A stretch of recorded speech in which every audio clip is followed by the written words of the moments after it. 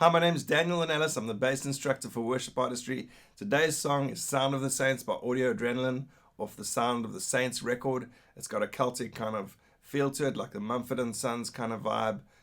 And it's got a really cool four-on-the-floor kick drum thing. The secret of the song is really to when not to play and when to play. In this YouTube tutorial, I'm going to show you a part of that song. If you like what you see here, click on the bottom right-hand corner of your page and it'll take you over to Worship Artistry where you can learn the whole lesson as well as have the loops to practice along to and the tabs, etc. We've got bass, drums, piano and guitar over there. I hope to see you over there. In the meantime, enjoy the lesson right here on YouTube.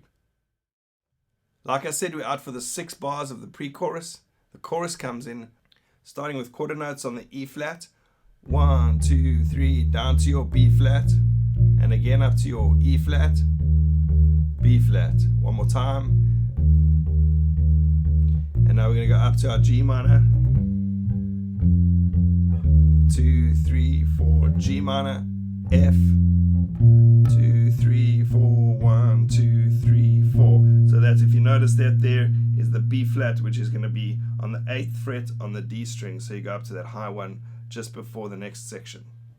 For this next section, which is a verse, it's going to get exciting, but go ahead, practice with the loop for that first chorus, and I'll catch you guys in the verse.